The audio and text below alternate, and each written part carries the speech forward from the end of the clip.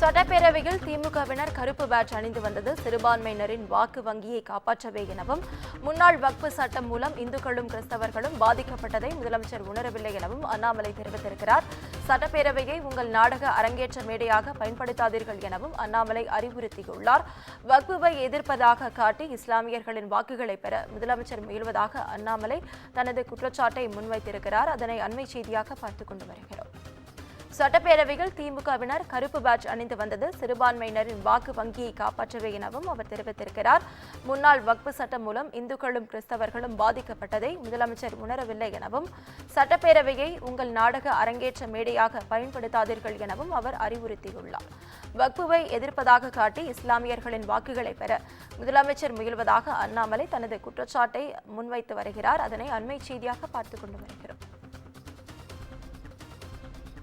இது குறித்த முழு விவரங்களை வழங்க செய்தியாளர் சிவகுமார் நம்மோடு இணைப்பில் காத்திருக்கிறார். சிவகுமார், வணக்கம். விவரங்கள். அதாவது வக்பு வாரிய போர்டுக்குள்ள சட்ட திருத்தம் நேற்று பாராளுமன்றத்துல கொண்டு வரப்பட்டது. இதனை அடுத்து பாத்தீங்கன்னா தமிழகத்துல இருக்கிற தமிழக முதல்வர் என்ன பண்ணியிருக்காரு, அந்த வக்பு போர்டுக்குள்ள பில்லை நாங்க எதிர்த்து போடுவோம் அப்படின்னு சொல்லி அவர் ஒரு தீர்மானம் கொண்டு வந்து அதன் அடிப்படையில தீர்மானம் கொண்டு வந்திருக்கிறாங்க.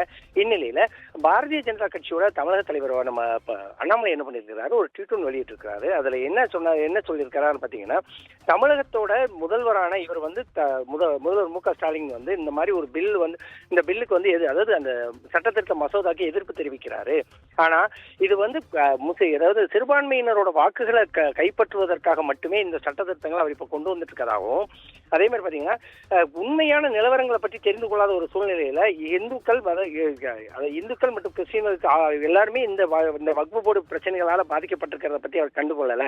அதே சமயம் அவர் அந்த மைனாரிட்டி வாக்குகளை வாங்குறதுக்கு மட்டுமே இந்த மாதிரி ஒரு நாடகம் ஒன்று போடுறதாகவும் வெளியிட்டிருக்கிறாரு.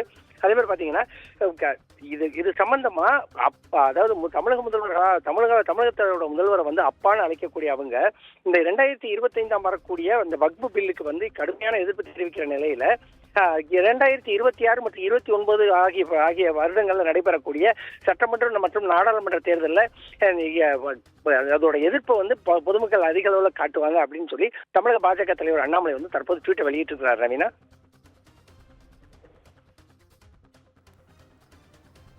விவரங்களுக்கு நன்றி சிவகுமார்.